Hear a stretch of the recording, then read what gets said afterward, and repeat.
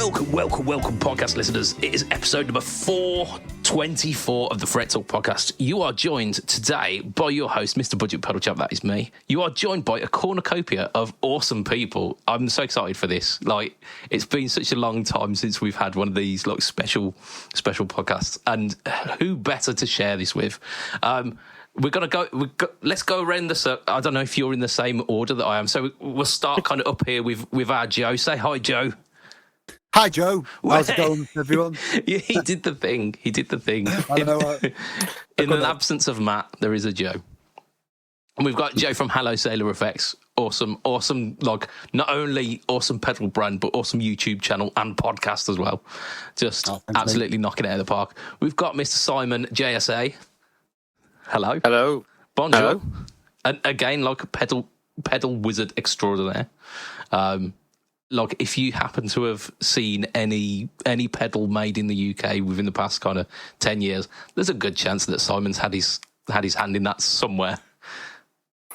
And it's not even an exaggeration, is it? No, there was a year where I got loads of free pedals. It was amazing. Great year. Yeah, that's pretty much my life, that is. Yeah. and can confirm, very good. Very good. And we've got Mr. Jason of Maybury Guitars as well. Just some amazing, fantastic guitars. Like beautiful handmade UK stuff, and ranging in like affordable upscalers all the way up to premium price point. Amazing, just top notch stuff as well.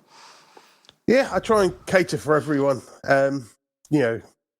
I really like the sort of the upscalers and the lower price point. They're the ones that tend to be gigged, which, I really like seeing my stuff on stage. You don't get like a $3,500 like guitar on stage usually, whereas the sort of £1,000 ones, they're gigged everywhere, which is great. I mean, funny you mentioned that, actually. Like, my most expensive guitars are probably my Gibsons, which I paid Gibson prices for. They stay in a case most of their life. Yeah. The ones that actually get, like, the one that I use the most is like this basically like Yamaha Pacifica copy with some fancy gubbins inside. So it's the way. Like, I think, those are too good to take out. I don't want to damage those. Whereas I think this one's it's just a Strat copy to knock about. Like, so what's that, a Variax? That's the Variax, yeah, the one. But I never use it. Like, never use the internal fancy gubbins. I don't use any of the electronics. I just use it as a Strat, basically. Does the Variax software still exist, where you could like change the pickups and all that kind of stuff? I mean, I've got it on my computer. I don't know if you can download it anymore. I was about to say, but that from the original CD from the 90s? No, so they did an updated version. So mine is on the HD Variax models, which came out with the like the second wave of Variaxes. But I believe you can still get the original software as well. There's places on the internet you can download that. I had one of those once as well. But it didn't have any magnetic pickups, so it quickly went away as well. Because, I found out I'm very lazy when it comes to playing guitar. I just want to plug it in and play. I don't want to wait for however long to charge a battery for it. Like, I could never be a guitarist who uses active pickups, for exactly that reason. Because they're terrible.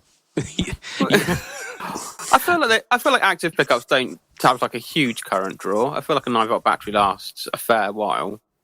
I mean, yeah, the bass that's sat next to me, which gets used for like 90% of the full song demos. I don't think I've ever changed the 9-volt in that, because that's an active. It's a Ibanez Sound Gear, which is, I think it has 2 9-volt batteries. So it might outlive me. Well, Jason, have you had any requests for active pickups? Or I did a 5-string bass with a set of Fishman active pickups in. That's the only active one I've done. To be honest, all of the preamps and everything else, it's a bit of a a bit of a spaghetti junction inside. I'm used to like two pots and a capacitor. That's what I like. That's all that Jimi Hendrix needed. That's the electronics version of like 3 chords and the truth, isn't it? That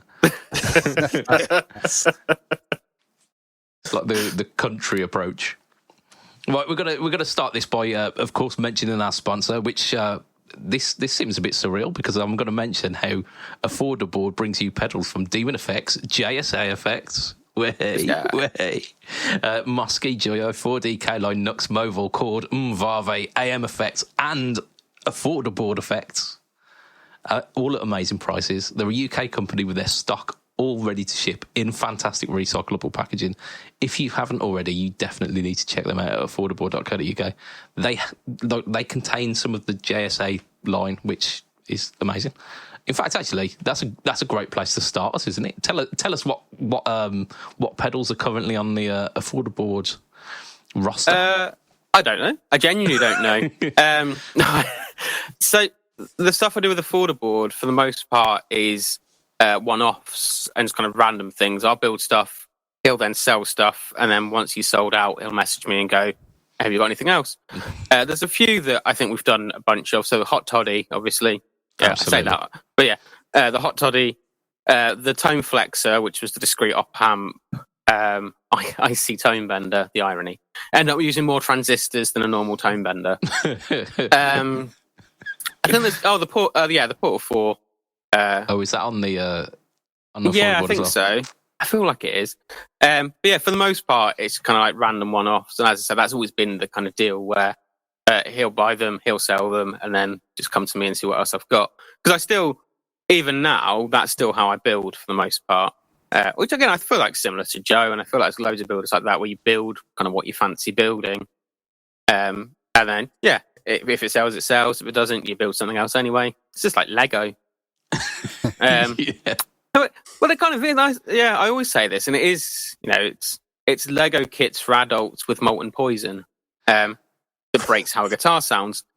Yes, and much like Lego, if you built a Lego castle, the next thing you want to build isn't the same Lego castle. You want to build the pirate ship or like the hospital or something. So, yeah, that's how I build. And as such, the Affordaboard range of GSA things is ad hoc. That's beautiful. It's absolutely beautiful way of doing things. It's chaotic. Yeah. But yeah, from my point of view, it's fun. I like doing it, but I'm essentially a golden retriever where I kind of get something and like, ooh, new toy, and then build something else and like, ooh, new toy, and then just clearly forget about everything I've just done. Yeah.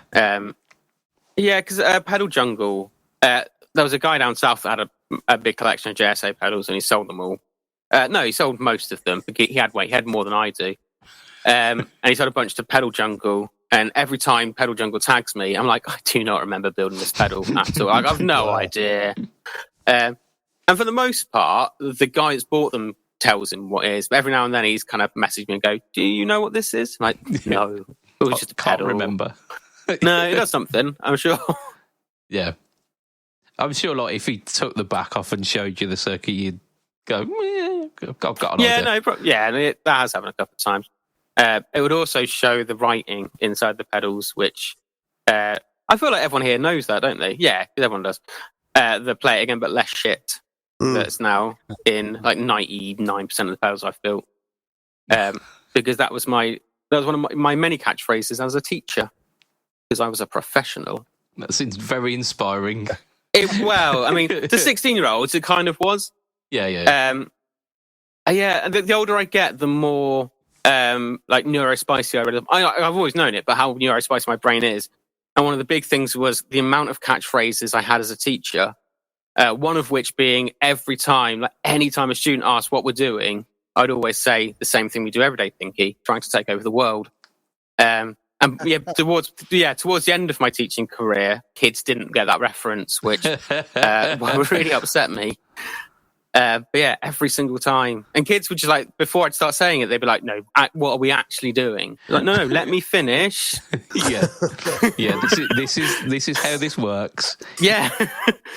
We've got a routine. We play it along. Everything goes fine. Yeah. Don't mess with it, otherwise you'll make like the teacher sit and rock in the corner. You'll break him. Yeah. And then we won't be doing anything. You've ruined it. Yeah, no one's going to take over the world today. Yeah. Oh dear. Come on, let's get him some coffee. Yeah. Throw a blanket. Yeah, it's weird. Because I was at a point where, I mean, part of why it all fell apart was I was teaching 4 days a week, and I was in a band playing drums, and I was a singer-songwriter. So I was getting between like 2 and 3 hours sleep a night on average, and then driving like 1,000 miles a week. And already had health problems, and then that just exacerbated everything. Yeah. But for a long time, my diet was the 3 C's, which was cigarettes, coffee, and codeine. And it got me through. I mean, I'm still here, and it was fine. But it did mean that as a teacher, when you're powered by essentially uppers and downers simultaneously, you're just a mess. I mean, surely, like the up and then the down, like just kind of. I know it never did. Yeah, I could never find that sweet spot. It was either one or the other. It was It's explaining a lot about my education. Yeah, that's what my teacher was on.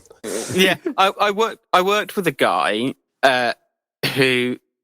It was a Monday morning, and we got in. And for whatever reason, I had keys to the building, and he didn't. But he had keys to the very front door, but not the main door. And I turned up to work, and he was like sat in this kind of little foyer. And you open the door, and it stunk of alcohol. And I was like, "You're right."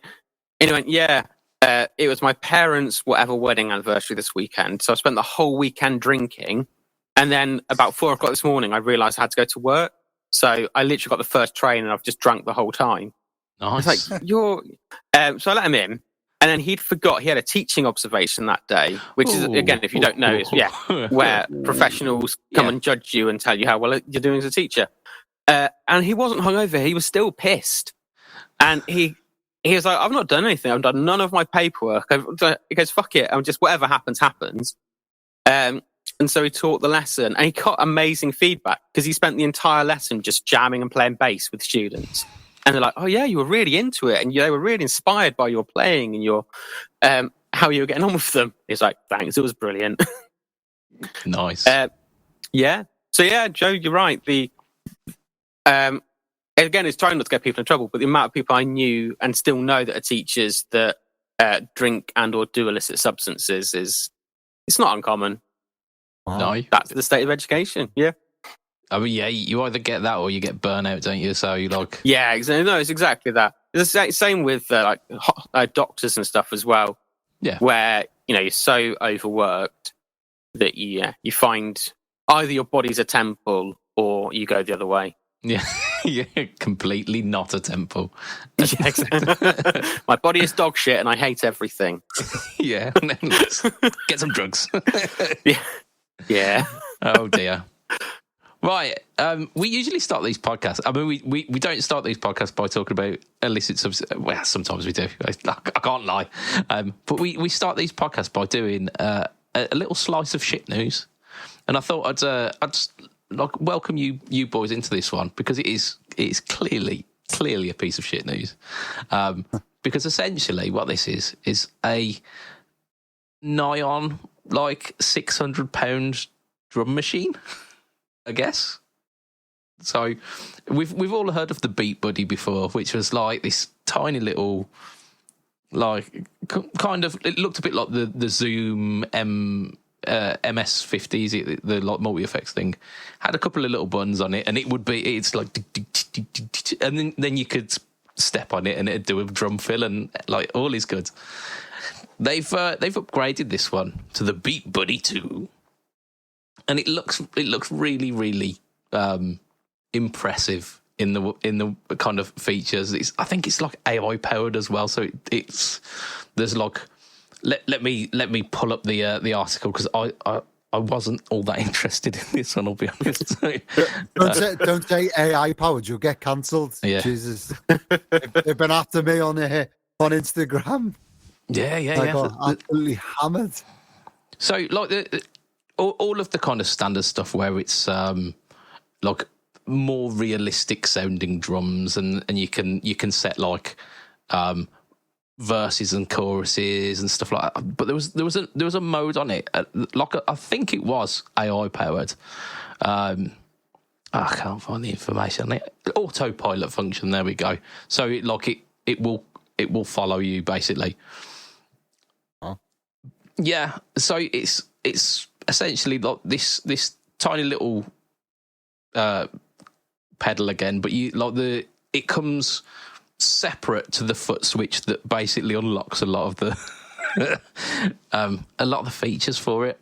And this foot switch, so like the pedal itself is like 484 quid, which for a drum machine is like you could probably buy an actual drummer for that. Like it just like various cheese snacks, you could convince them to come to at least like 10 years worth of gigs. That's what drummers store in their cajon, isn't it? Is various meats and cheeses. Yeah. My main question is, did they get all the execs around the board and say, who is the imaginary person that we're aiming this product at and what price point do they want it at? And they come up with 400 odd quid for a drum machine. Yeah.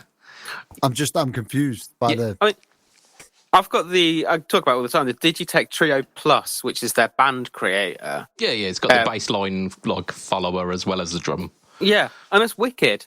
But it's also, it was, I think, 360 quid new.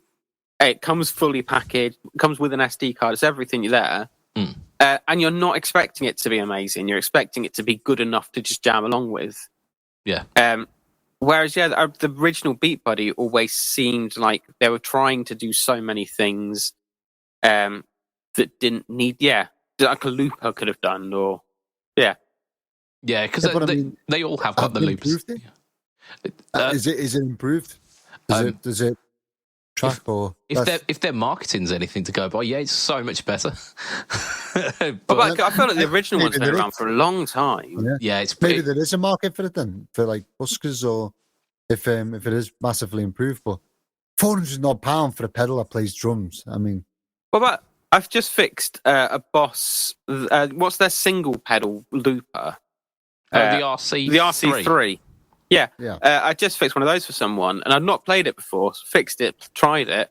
That's got a simple drum beat on it. That's amazing. And that's that's your buskers market. Yeah. Where you record something, you hit that, it's a simple drum beat, it syncs, I feel like the Beat Buddy, it's not that it's a bad idea, just there's things that do it better and more intuitively. Yeah. I think, in my opinion. It was always aiming for a market above where it should be. Because like we've mentioned that this is kind of busker friendly. Like this is kind of your ideal tool for a busker. I don't know any busker that's got 484 quid. Like, need to come down to London, I think. Yeah. There you go. So specific areas of London buskers, this is for you. Well, they've got their Dumber lamp is their busking amp.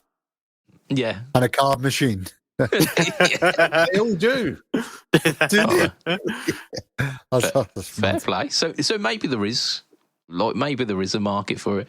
When I first saw it, I initially thought like maybe a band kind of situation where it's like, rather than doing like a acoustic duo, you could do an electric trio, but with two people, not having to rely on getting 3 musicians in a room weekly.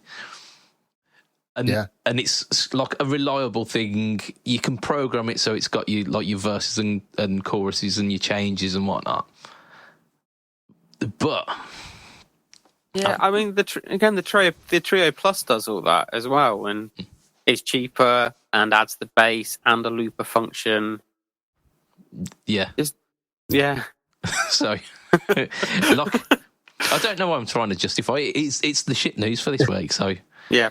Like Singular Sound, get in the bin. Like Beat Buddy, mate, just do like Beat Buddy Light, do 150 quid, where it's got the nice drum sounds in it, but none of the fancy, like, because it looks like it's got stereo and all manner of, like, it's got 4 jacks on the side. I can't even read what they're saying.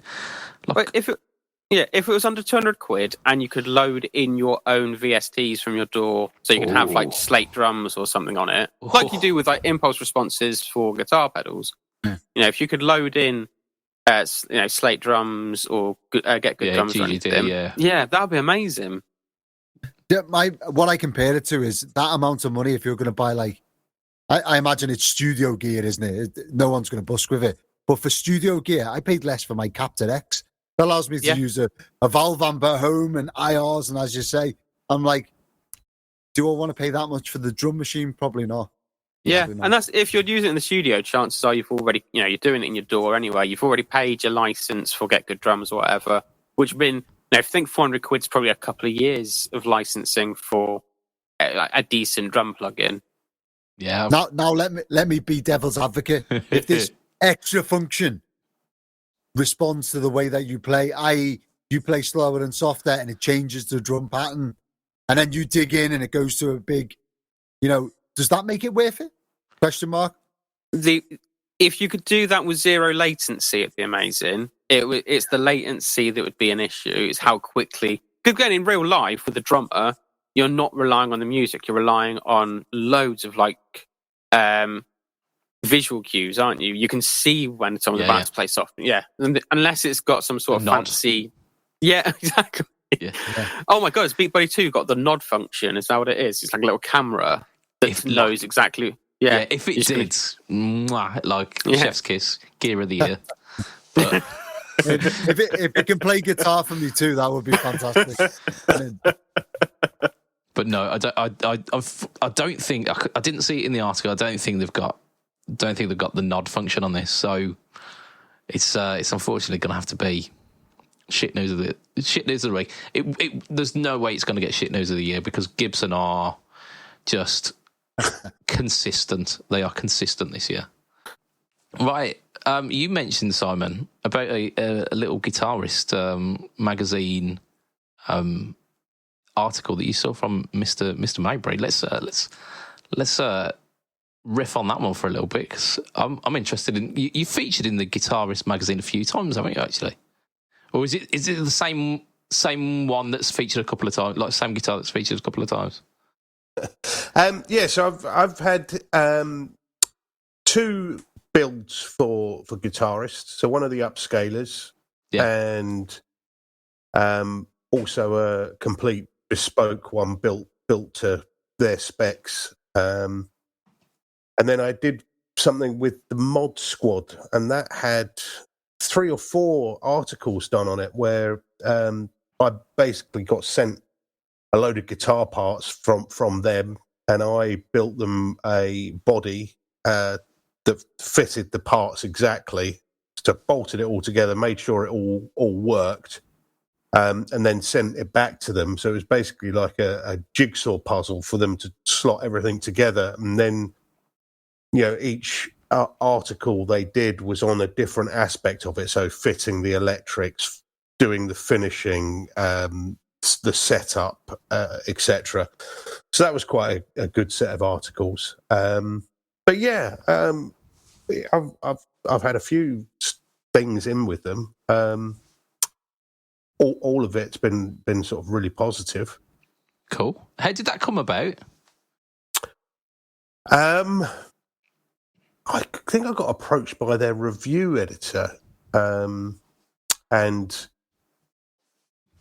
had seen my stuff. And I don't know whether this had anything to do with it or not.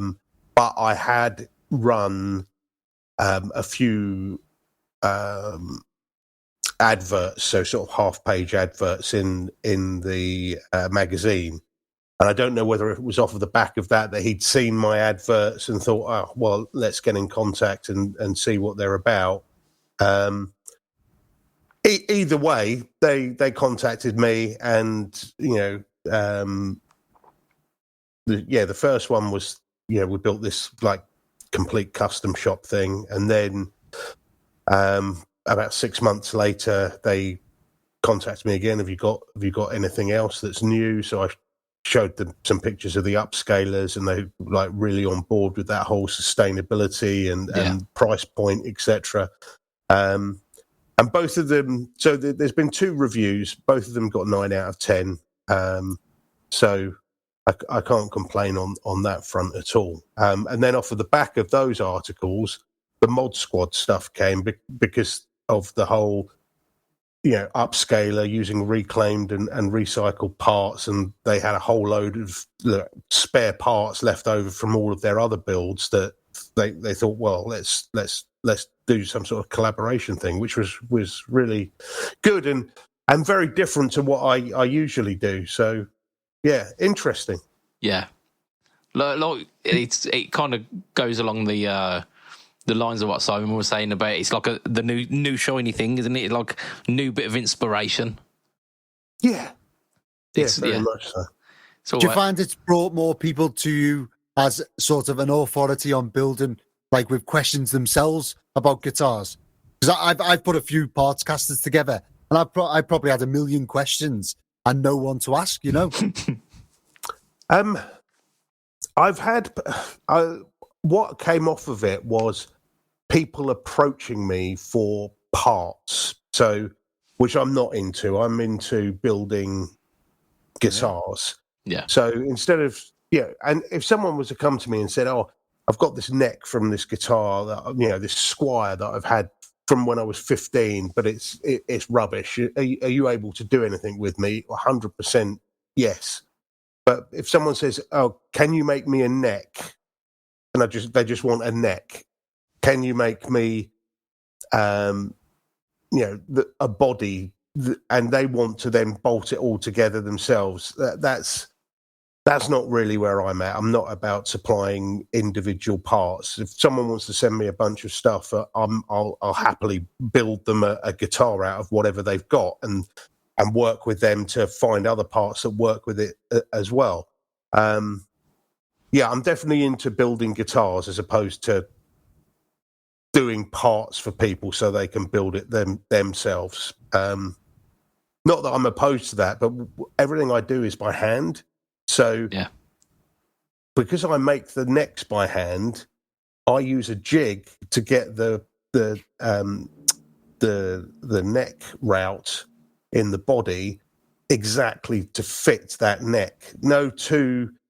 The handmade necks, no 2 necks are exactly the same because I'm not using CNC. I use a template, but still through the sanding and the shaping process, they're always, they're very similar. There's definitely a similar shape. My necks are like a modern C into a D as opposed to a solid C or a D all the way down. I like the way that a neck moves with your hand as you make it. So for someone to say, "Oh, I've got this strap body, can you make me a neck?" I go, "Well, I can. Send me the body and I'll make you the neck that fits that body." It's not, and for me that's part of the joy is that every one of them's different. I've never made 2 guitars that are the same. I just can't. It's not possible because I'm not doing a factory made process. There's so many people who make necks or make bodies that if they want something like that, why would they come to like a bespoke custom builder to get that? Because they're just going to pay a fortune anyway. Because as you say, you're doing it by hand with bespoke wood. If they want something custom, they could go to a CNC company and just get it knocked out. It makes no sense. Yeah, there's plenty out there, isn't there? Like Warmouth is a prime example of like a company that not only like do that CNC thing, but they'll do it to specs that you want as well.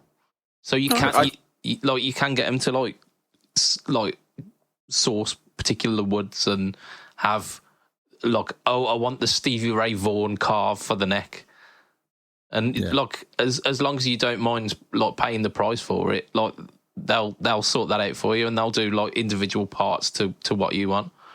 But I think that's the other thing with this, isn't it? That as Joe said, if you're asking Jason for it, and because it's by hand, even if Jason said yes, the price is going to be much higher than I think most people would expect because it's made by hand in the UK, and yeah. And thinking about the way that Jason does it as well, you don't want someone to then go away and say, "Look at this Maybury guitar I've got," and not being horrible to anyone else's work. It may not be up to your standard, and they're saying passing it off, and it could look like your work on the body because you have your style, and someone may be fooled. Yeah, I mean, definitely. If I was making a neck, it wouldn't be my headstock and branded. I mean, I don't know. A neck from me is going to be £450, £500. That's for a completely handmade neck. That's the sort of money you'd be looking at. Yeah, but yeah, I don't know.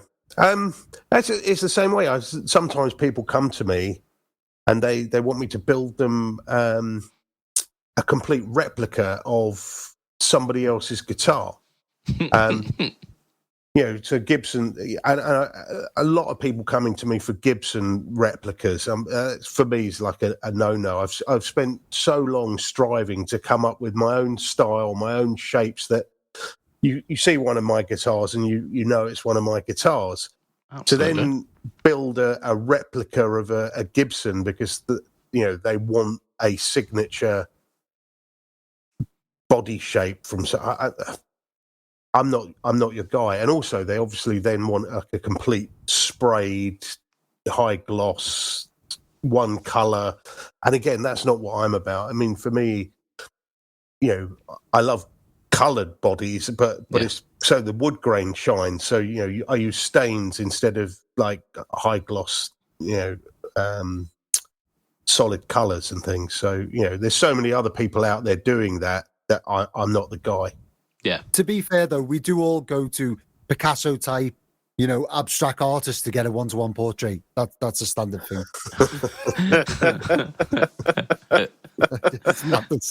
It is, yeah. I mean, talking about some vibrant finishes, you've paired up with a few artists as well, haven't you? To do some very interesting finishes. So Eddie Rifkind. Over in the US, I did one with him, and I wish I knew where that one was. Actually, it's the one guitar that I wish I hadn't sold. It's like an RD shape, weren't it? Like kind of offsetty, but like a slightly larger. It was almost sort of Firebird-esque, but with my own twist on it. Yeah, and had sort of abstract movement on the face of it, but there was also, if you found it, there was a face in the artwork that wasn't immediately there. But once you saw it, it was there all of the time. It was just a really cool, really, really cool guitar. And did it go off to the States? No, it went off to someone over here. Who then sold it on, and then it's gone. I've no idea where it went, and they convinced me to sell it to them as well. It wasn't one that I was originally going to sell at all, but it went because, as you know, got bills to pay. So but yeah, that's one of the ones that there's not many that I regret going, but that was one. And then I've got a few with Christopher Williams, who's an American artist that's now based out of Sweden. Okay. So the Union flag one that's behind me on the wall there, that's one of his. And I've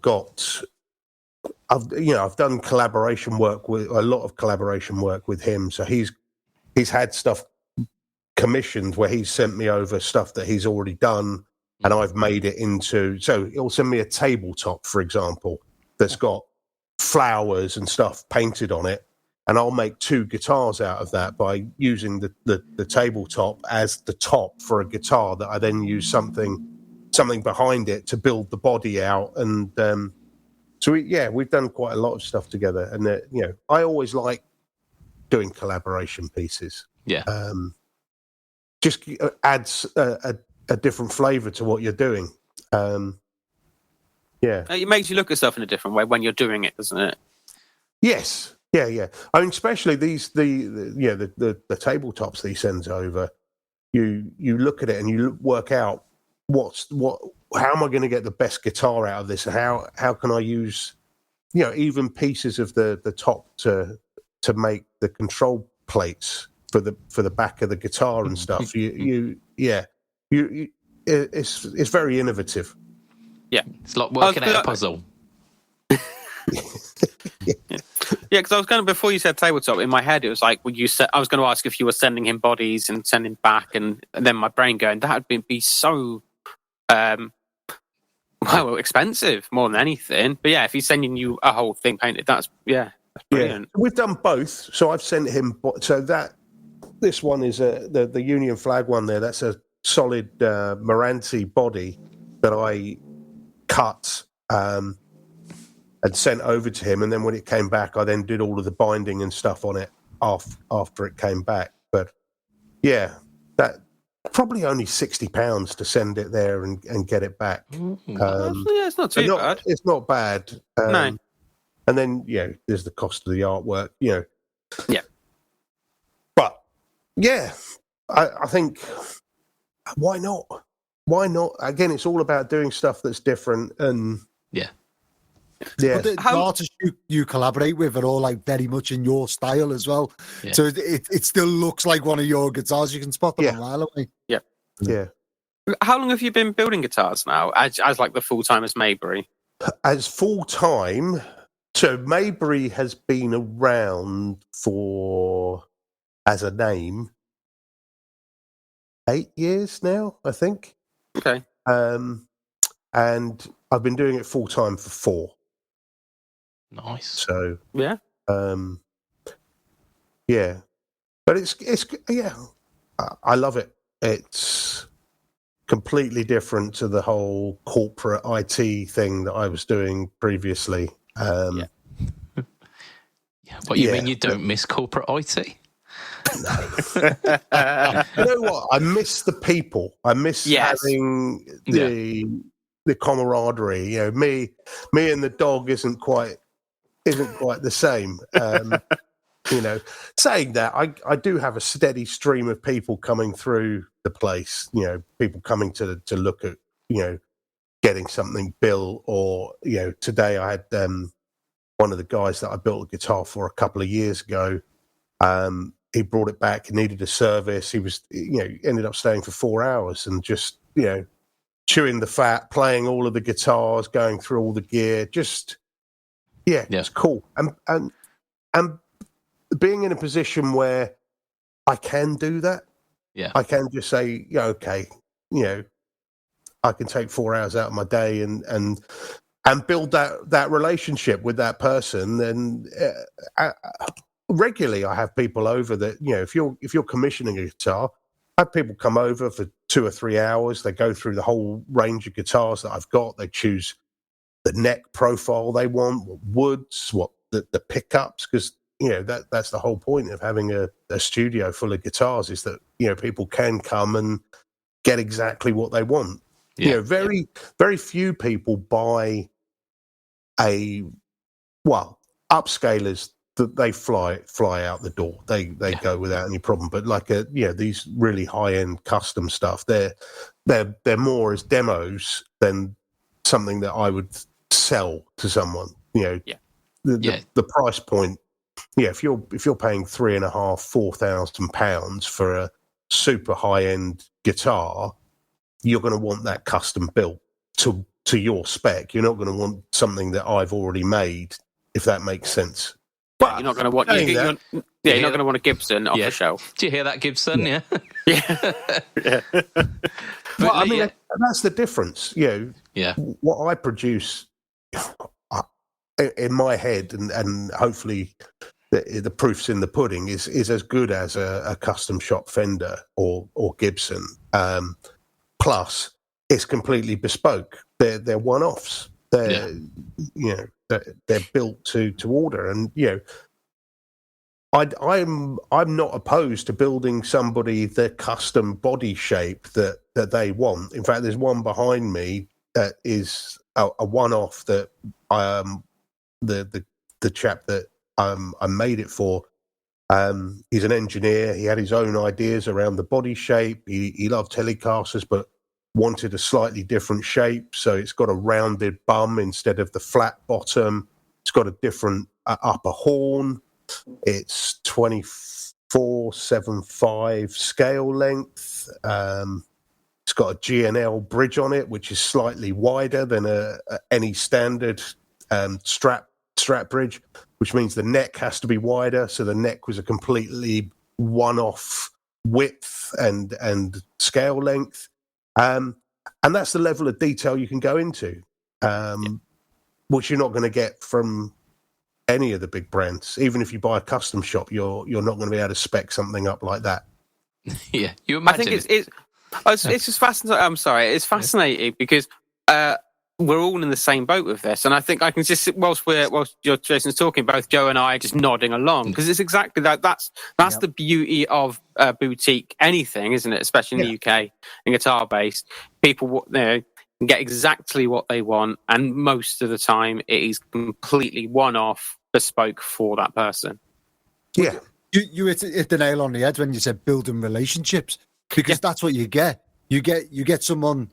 I mean, I've had people come back to me and say, "Oh, I'm really sorry I'm bothering you talking about guitar pedals. I don't intend to buy another one." And I'm like, mate, this is what I live for. Yeah. You give me ideas you basically sharpening my tool set by talking to me about it. I get a feel for what people want. And you're doing the same thing. People come back and try your other guitars and go, "Oh, I like this, whatever about each guitar." You're like learning more. It's like farming information by just, chatting guitars, which we all love. So yeah, you're never going to... I mean, the closest thing I can think of in the world to that sort of thing, which isn't custom, is a Sweetwater rep who knows your preferences and maybe suggests things to you. But even then, you're getting an off-the-shelf thing. And that's the closest you're going to get. Yeah. I think, I don't know, maybe it was none of us saying, in my head it was one of us talking about content creation and spending so much time online making content.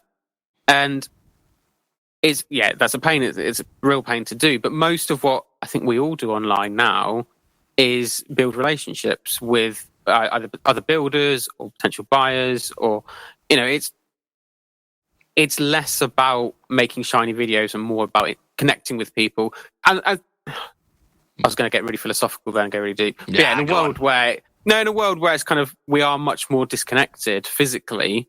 It's lovely to be able to have these spaces, whether that be Instagram, YouTube, TikTok, whatever, to be able to connect with people. And I think people want that more and more, don't they? The idea that you're getting something that is just for you, and being able to build relationships with people that are totally on your wavelength. It's the kind of the social aspect of social media, isn't it? Like, is that there's a lot of kind of that Instagram life kind of thing where they're showing the like best foot forward and showing, oh, I've got these really nice things and whatnot. But what we tend to do on the social media is actually like dive into those comments and have those conversations with people. And like the best part about it, half the time, isn't the video that I've put out about like, here's another fucking tube screamer. But it's like you're welcome. I mean, I think I love them, if not as much more than you, Simon. I've got so many, but I assume you've probably got. We'll have to cancel. Before I say that, I remember what my point was. My point was that it's kids program still trying to get friends, and it was that reminder that when we were all kids and we were all at school, the friends you made, for the most part, were friends of convenience because they were people that either lived near you or had enough shared interest that you kind of got on. And it wasn't until you left home or you got a job or you basically finding your tribe. And I think that's what social media, especially the guitar community, does so well, is it helps people find their tribe. And like Joe said, and I imagine the same with Jason, I get it as well, where people are like, I'm sorry to bother you, I know I'm being like, this is boring. And you're like, no, it's not, it's amazing. I love talking about guitar pedals. I could do this all day. Yeah. And so finding your tribe in a world where everyone feels slightly disconnected is, really special. And it's great to be, again, part of that in any way. Yeah. And like, hopefully that's what we can show off a little bit here. Like,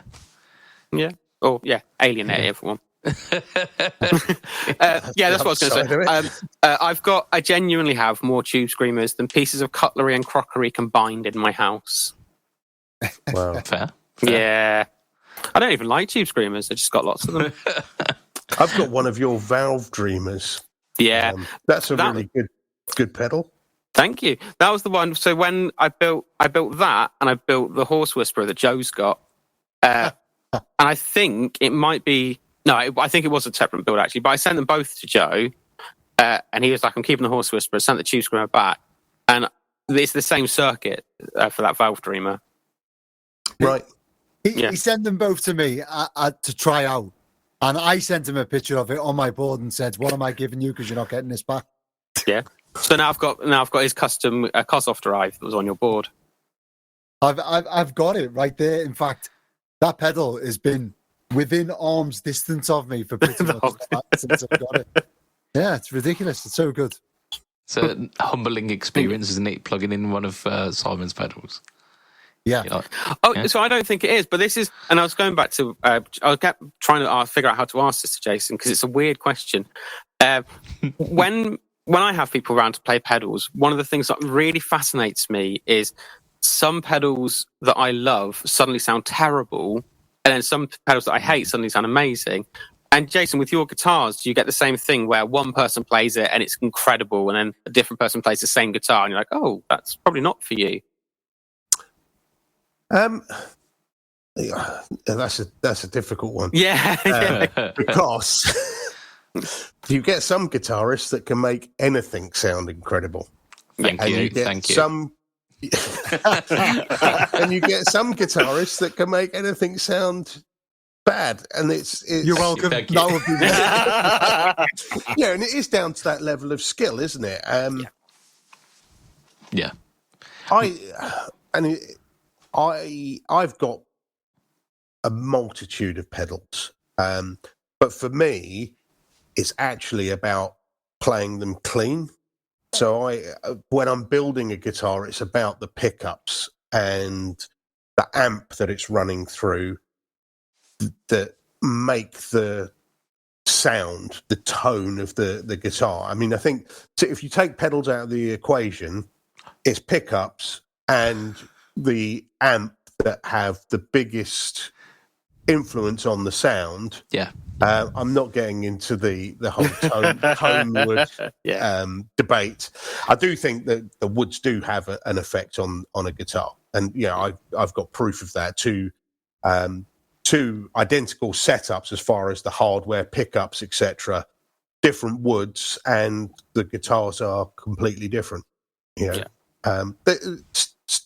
Like brothers from another mother. So they you can tell that they're similar, but they have different sustain. They have a different warmth to them.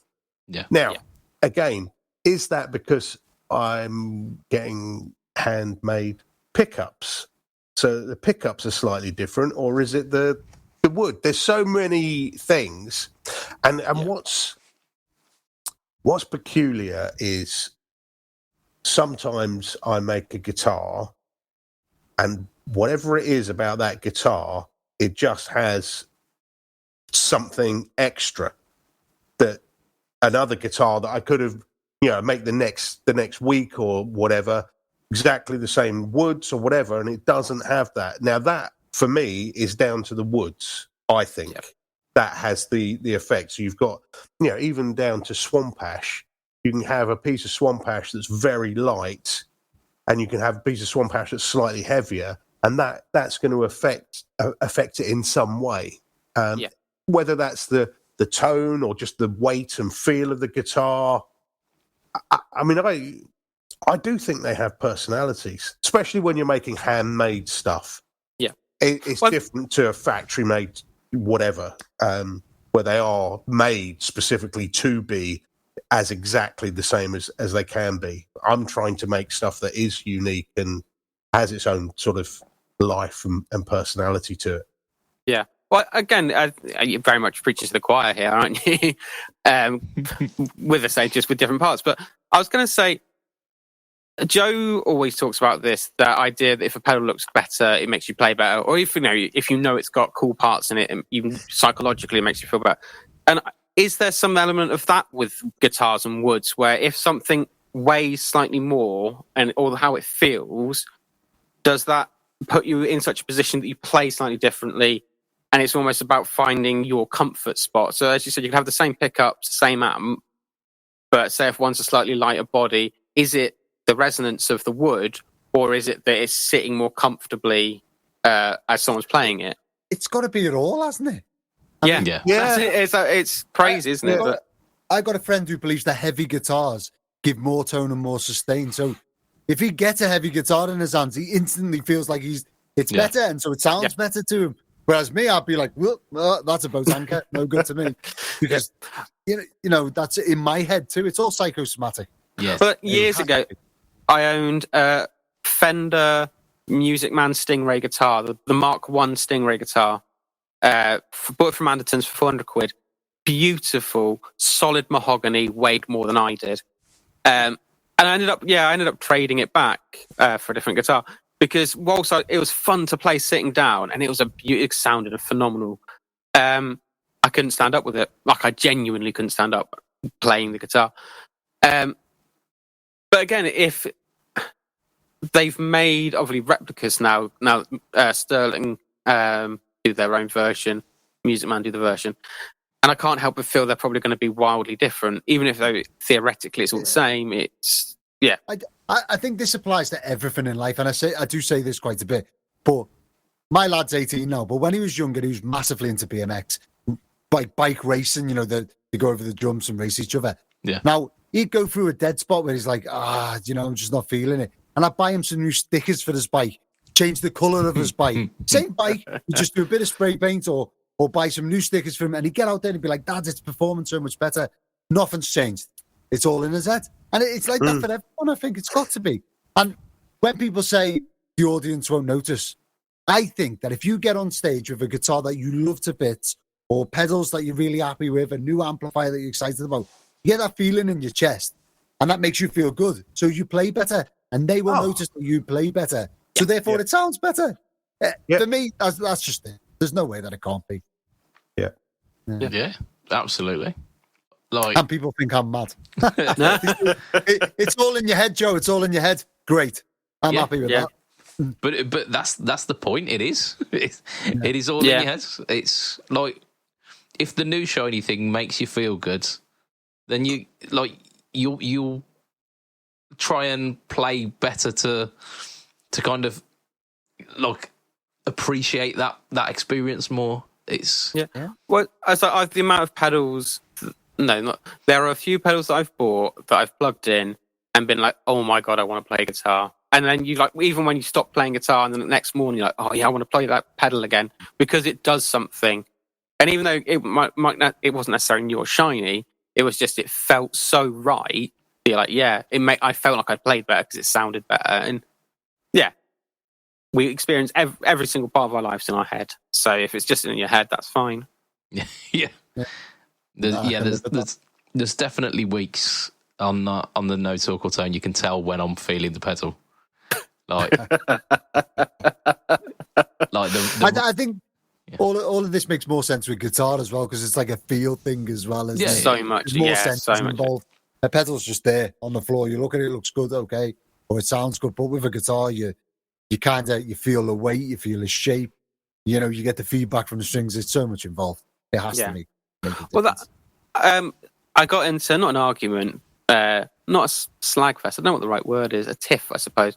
The idea of pedals, of sound having a feel, and I said something felt more 3D, and they were like, "A sound can't feel more 3D. It would sound more 3D." It's like, no, it feels more 3D, and it's what Joe just said. That idea is that kind of haptic feedback where you play something, and because of how the sound kind of resonates in the space, and you feel it kind of against the strings. And yeah, they were adamant. They're like, no, it sounds more 3D. It's like it's a mono speaker. It cannot sound more 3D, but it feels more 3D as you dig in. They should have been at Oasis on Sunday night because I felt that. Oh my god, that definitely felt 3D. You've got to say. Where do you see that? I saw you put up a live clip, and it was a big. Was it Wembley? Yeah. It's the last ever tour date as well. Wow. Yeah, and it probably will be their last ever one as well. Because do you reckon? I think they're coming back. Yeah. What they were saying, they're saying like, I don't know. I think they're coming back. They're coming back to save guitar again. Okay. Yeah. Okay. I've got a few friends that work in guitar shops, and they've all said the Oasis summer impact has made a huge, like, they've sold more guitars and more stuff this summer because of Oasis. Yeah. Fair play. Yeah. I'm surprised that they lasted the entire run, to be honest. Without killing each other. Yeah. They're a bit more mature now, Yeah. I suppose. And let's face it, their music didn't quite work without each other, did it? Yeah. Liam's an amazing frontman. The music was probably lacking, whereas Noel's amazing with the music. Frontman presence lacking. Did you ever see either BDI what were the bands? BDI, yeah. High Flying Birds? High Flying Birds. Yeah. I didn't go and watch them, mate. I've got all the albums, of course. Yeah. It's weird. Yeah. I was going to say, when I grew up, I feel like we're all similar generation. And obviously, definitely maybe and Morning Glory were everywhere when I was at school, so I owned them. And then recently, I helped Affordable Board design the Supersonic, which meant going back through and listening to lots of Oasis, and especially those two albums. You got one. I was about to say if you got one. Honestly, mate. Fan bloody tight. Put a Union Jack on anything and I'm buying it. But, fantastic pedal.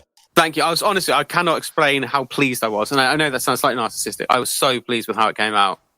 I felt so bad because it was around the time, it was completely by accident, but obviously it was the same time that the Mark was doing the Scran too. Well, to be fair, his wasn't designed for that, was it? It's just that someone mentioned that the second one is. So the first one wasn't. The first one was meant to do the Strokes, but the second one has been very much geared at Oasis.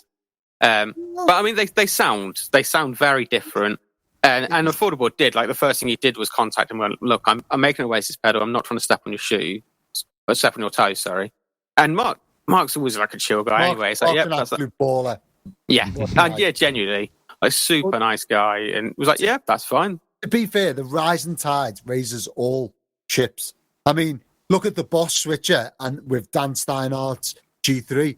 So he was initially gutted that Boss had come out with the switcher that's so much like his. And it's like, no, mate, you've made it now because you're the boutique version of that. Yeah. And it did. It made his business. So, I never get worried about competition. If anyone puts a pin up on a pedal, I get like 1 billion emails. I'm like, mate, you can't copy anyone. If Marshall didn't copy Fender, we wouldn't have rock and roll. So let's, you know what I mean? Bring it on. That's the amount of people who message me go, it's so unique seeing Dymo labels. I went, have you not seen Shin's music? They've been doing it since the 90s. None of this is new. Yeah. It's just about having your own style to it. If you can bring something new to something.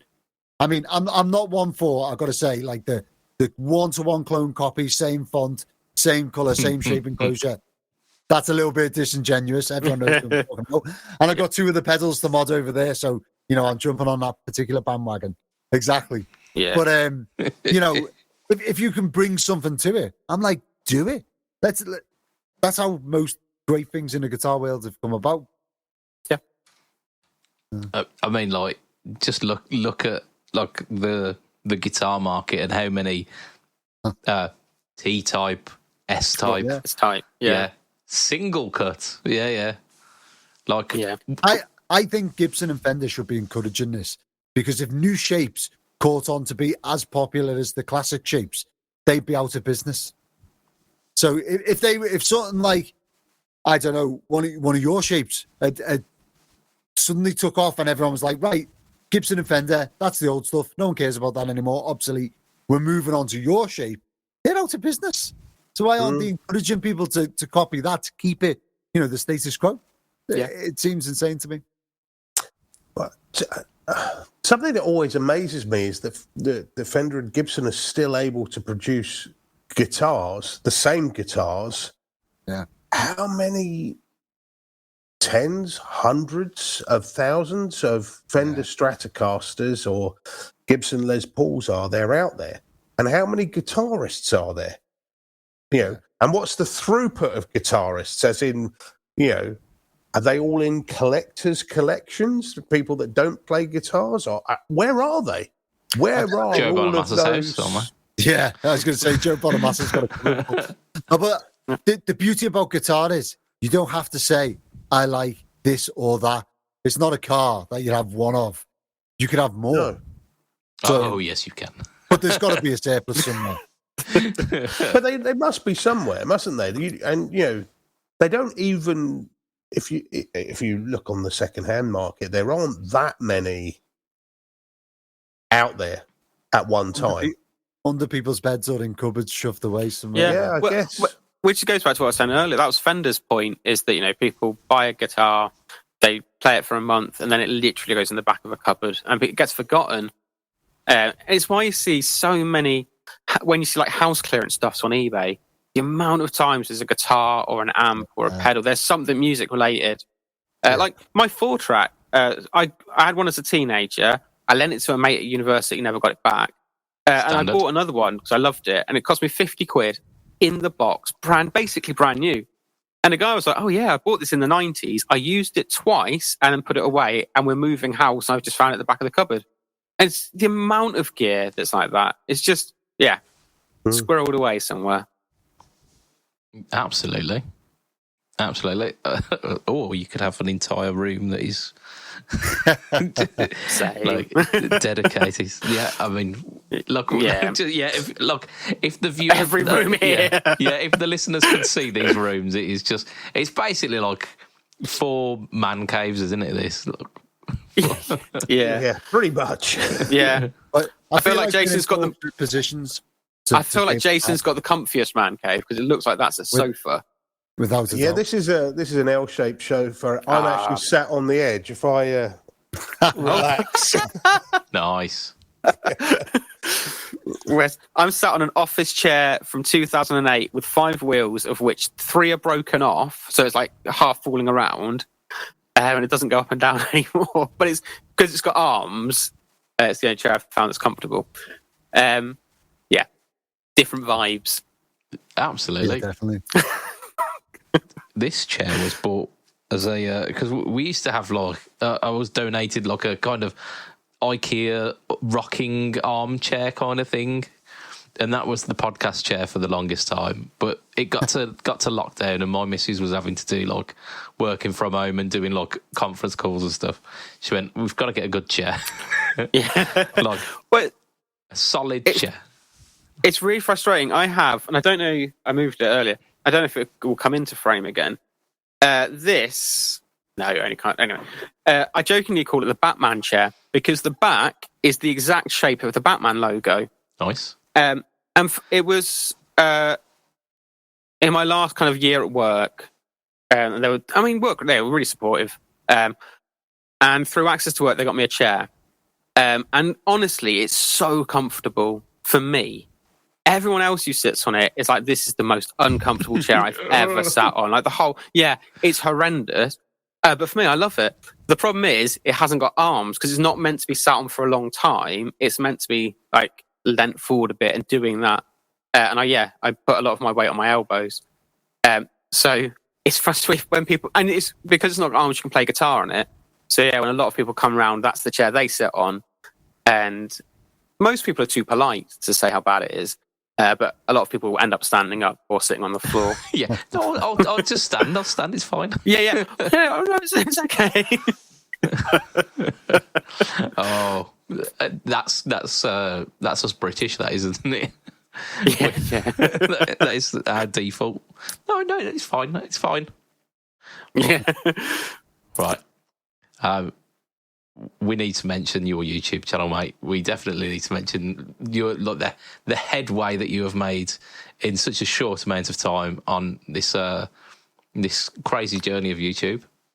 Mate, it's been mental. It has. I've been making YouTube videos for about a little over a year. So I think it was like a year in the end of March. So what is that, like a year and a bit? Year and a half at the most. Yeah. And my goal was to get to 3,000 subscribers by the end of the year. I'm like 8 away from 8,000. It's just ballooned, mate. I can't describe it. And I don't know why, because I'm a guy sat in my garage talking to myself. The wife's completely amazed. But it's engaging, and you can see the effort that's gone into it. And because it's so niche, the audience that gets attracted to it stick with it. Like, well, again, we were saying earlier with like the 3 second or 8 second, you know, the people coming to your kind of seeing your videos want to see that stuff, and are kind of nerds as well.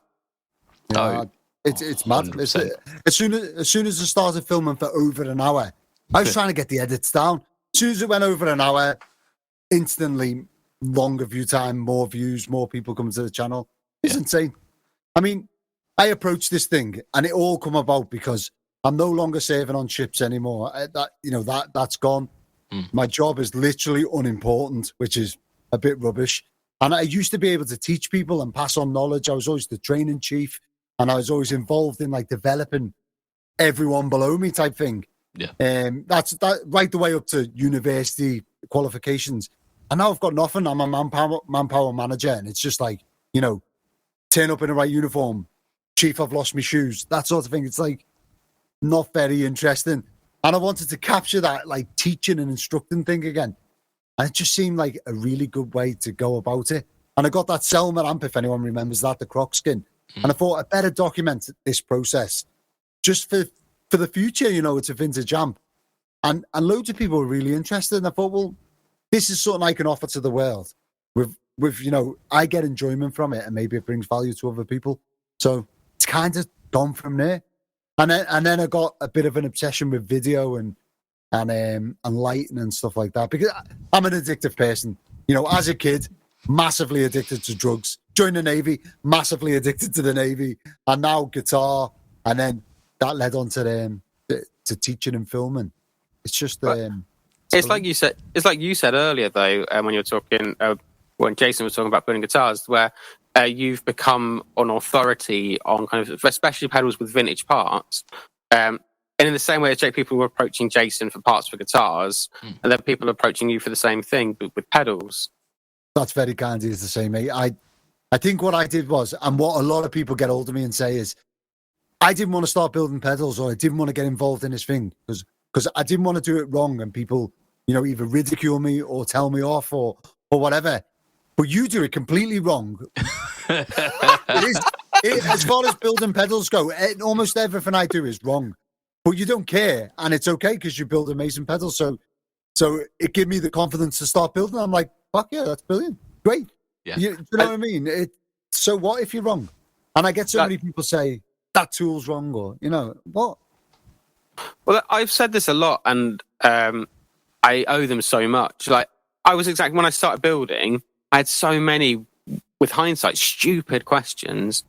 And if I didn't have someone to ask who wasn't going to laugh at me, I wouldn't have carried on. I would have just kind of given it up. But I was lucky that I had two friends that I could ask the dumbest question, and they would answer me without, well, some of them would laugh at me. But they'd answer, you know, and I think I was chatting to someone the other day, and I've got big gripes with Facebook in terms of the guitar pedal and the guitar community on Facebook. And I appreciate that this is part of the Pedalboard of Doom stuff. But yeah, builder groups I have real issues with. And part of it is they've got this kind of weird hierarchy, and there's a lot of people that the classic a little info is a dangerous thing, a little knowledge is a dangerous thing. Whereas I think Instagram and YouTube have got very different communities and very different vibes. And again, the amount of people that I've messaged or messaged me, and I imagine it's the same for Joe and Jason, that people message you wanting to learn things, and you're able to, you're not going to ridicule them, you're not going to laugh at them, you're going to answer them and try and help them as best you can. Whereas Facebook, the amount of times I see either the wrong information or people just belittling people. I saw someone bought a pedal the other day, and it was very clearly obvious, like like something we build where it's just like one of one, build in your garage kind of thing. And he was trying to fix it, but he couldn't find a schematic. And everyone in the comments was like, "Oh, you need to find a schematic." It's like, there won't be one. This is some kid in a garage who's just built a fancy pedal. Just open it. As you can imagine, them groups absolutely love me. And a customer or a viewer, I forget who it was, sent me a link to one the other day where someone was absolutely slating me for the video that I put online, my best video. It's got 70,000 views nearly, telling me how wrong I am and all this stuff and how rubbish my pedals are. And about 4 or 5 people come on there and said, well, actually, he's a really nice guy and he makes loads of mistakes and shows you how to fix them. And he's really open with everything. Like, he doesn't hide his own builds or anything like that. So I'm starting to get people to defend my weirdness, I would say. And a lot of them will say, like, for example, I like to use a lighter for the heat shrink. And people seem to hate that. But my thing is... That's what you're supposed to do, isn't it? Like, genuinely, aren't you supposed to use a lighter? No, they're saying you should use a heat gun for that. And like, yes, you should. But if you're on board a warship, you're getting chased by a Russian Slava-class cruiser, and this bit of kit's down, you got, like, what? An hour to fix it? Have you got time to travel 5 decks to get a heat gun, to travel back down and then go, actually, this heat gun works off 115. But on board the ship, you go 50 volts DC, 115, 240, 440, 700, 750, 615. Like, have you got time to mess about with that? No, I just pull that out of my pocket and fix it. So who's wrong? Is this the wrong tool or is it the right tool? And they're like, you're not on a warship now. Like, no, I'm not. 23 years of doing it, I'm not going to change the way that I do it for this because this is how I built them. Like, yeah. And as soon as you mention that and you say, oh, I'm a military engineer, this is how the military do it, they shut up pretty quick. Or they try and make an argument. Like, oh, whatever. And I'm like, yeah, cheers, show me your channel. What good are you bringing to the world? And I really do enjoy the heckling from people. I think the repartee. Sorry, I think that's where we differ. It's not that I don't enjoy heckling. The problem is if people heckle me, I go for the jugular, and I'm quite happy to do that. And I shouldn't. I should be a bigger person, but it depends. Yeah, especially on Facebook. I don't mean to be. It's just there's such a weird community on Facebook. Weird. Well, I had one the other day that was really going for it, and so there's the whole AI picture thing. I used AI to create a picture, and I had the climate change mob descend on me, which is fantastic. I had so much fun for a week; it was amazing. But like, genuinely, but they were like being really insulting to me instead of like criticizing the work, and they were doing it to get a rise out of me. And every one of them would say, "Look, mate, I've said 23 years. When I joined the Navy, 45 people lived in a space of my workshop, which is 5 meters long. Do you honestly think you can say anything to me that's going to wind me up?" I mean, I'll put it into perspective. Many, many years ago, I had to have a DNA test with a child. I'm not going to go into the situation. I was at home, really upset. Everyone's saying, "Oh, I'm sorry, son, this is terrible." I got back to work, and the second I opened my locker, probably 6 billion little tiny pieces of paper fell out that said, "Who's the daddy?" Like, they took the time to fill up every... Like, I got in bed, and, you know, on the ship, your bed just says space, which is... It's like a coffin. And inside it, in day glow paint, that when the lights went out, first of all, was a giant penis, because they're men. Standard, And then secondly, it said, "Who's the daddy?" And it was everywhere. It was on my shoes. It was inside my mug. It was at my workstation. I'd open random electrical cabinets to fix something, and it'd say, "Who's the daddy?" Haha. And I was like, this is brilliant. I love this. So people saying hairy words on the internet really doesn't bother me. I'm going to continue building pedals and showing people how to build them. You know, why would they not? I'm going to, and as long as people keep coming to me and saying, "I'm really getting value for this, thank you," then every week I'll have a different pedal for you. And why not? Seeing the time that we're at the moment, I think it's a nice time to wrap it. Can you tell we haven't spoke for a while? Like, there's a one. It's been absolutely fantastic. I've got to thank each and every one of you for coming on, getting me out of a bind as well, because the other podcast chaps have out doing other things, and we'll catch up with them at a later date. But like, it's just been amazing catching up with you guys as well. Like, I love hanging out with you. So thank you. It's a pleasure to hang out with all you guys. Definitely. And it's always nicer. It sounds weird. It's nicer doing it with your voice rather than just in text. Yeah. Because it's quicker and you get more across, don't you? And I can't spell. Yeah. I will say before, I know you're trying to wrap it up. Has everyone seen the new, I can never say it, Olinthus? This tiny pedals. They made this world's smallest tube screamer. They've just done the world's smallest fuzz. Yes, I did see that. Like a little pink thing, was it? Have either of you, or have any of you, got the tube screamer? No. I've seen videos of it. It's so. It is within reach. I do feel like I need it in my lifetime. It's hard to gauge how small it is. So it comes in this tin, which is amazing. I'm not promoting them at all, but it's just phenomenal. I feel like these are the opposite and equal reaction to my pedals. This is a 9-volt battery. This is the entire pedal that is smaller than a 9-volt battery. Holy shit. That's like a micro machine pedal. Honestly, yeah, it's exactly that. So we know what I'm buying today. When I get for you. It can slide on. It kind of fits like with a slide and go on you. It comes with a breakout adapter so you can plug it in. Phenomenal. Like one of my favorite pedals, and it's teeny tiny. So yeah, I'm quite excited about the fuzz. That was one of the, rather than shit news, I think that's the kind of good gear news of this week. Absolutely. Very cool. Yeah, I'm gonna have to write that down because it's.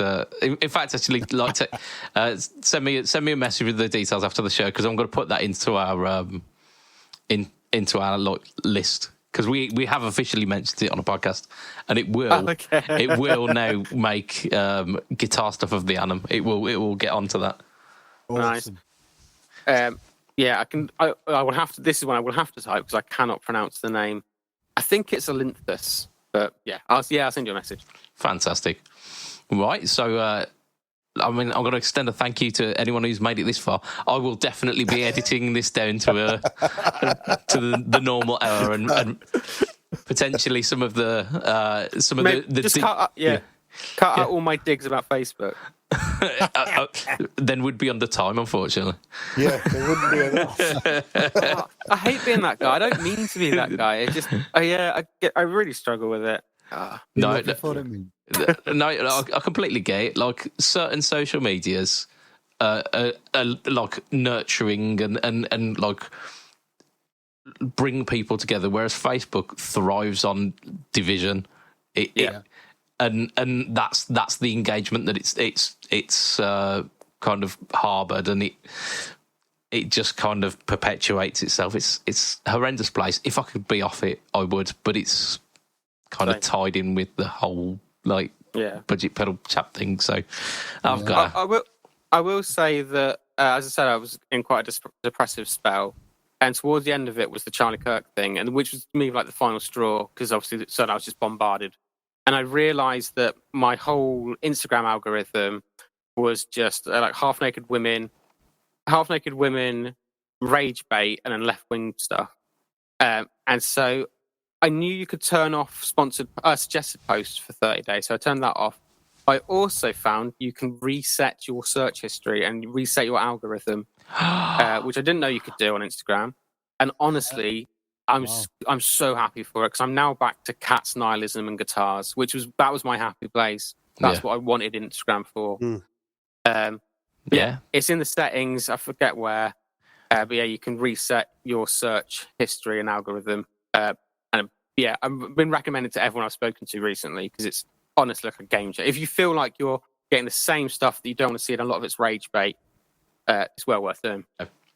So I'm going to extend a thank you to you listeners for making it this far into the podcast. It is like, hopefully it'll be an hour, but we'll see. We'll see what happens. I'm going to extend a thank you to affordabboard.co.uk for being the sponsor of this shenanigans. Like just however many episodes into this, and like we're still going because of the support. And of course, our Patreon backers, who for as little as $2 a month, you could be part of that crew. And some of the more nerdy, like finer details will find their way into the Patreon podcast for this week. So the Patreon backers are as follows: we've got Mr. Adam Yeomans of Chef Tone Effects, we've got Mr. Hugh G. Rection, We've got Mr. Mike Oxlong. We've got Mr. Gary Goldencock. We've got Mr. Ben Fletcher of Fletcher Pickups. We've got Mr. Brian Gower of the Tone Jerks podcast, the Second Button podcast, and the Off the Rails podcast. We've got Mr. Diabetes Foot. We've got Mr. Jason Wharton of Jason Wharton 82 and of PBOD. And we've got Mr. Gareth Brand. Well, hey, I'm going to plug myself because I always do. Budget Pedal Chap, of course. Instagram, Facebook, YouTube, Threads, Blogspot as well is the new one. All of them at / Budget Pedal Chap. And this week, the No Talk or Tone is. Have I recorded it yet? I have. It is the Tone City Model M. It is a pedal that had been living in my cupboard for a little while and I forgot even existed. It was better than I expected. So, please check that one out. Where can we find you guys? Joe, where can we find you on the socials? Best place to find me is YouTube at Hello Sailor Effects Official. And also Instagram at Hello Sailor Effects Official. Beautiful. Simon? Best place is Instagram with JSA_effect_pedals, but just putting JSA. And I have started putting stuff on YouTube, but predominantly shorts. And again, just at JSA Effects. Beautiful. And Jason? Everywhere. Oh, maybe guitars. So TikTok, Instagram, YouTube, Facebook, website. Yeah. It's all there under Maybury Guitars. Yep. And we can, of course, see you at the guitar show on the 11th, can't we? Can indeed. Beautiful. So from myself, Mr. Budget Pedal Chap, from all of my lovely co-hosts here, it will be a tatty bye and good night for this week. Right, See you later. Bye-bye. Bye. Bye.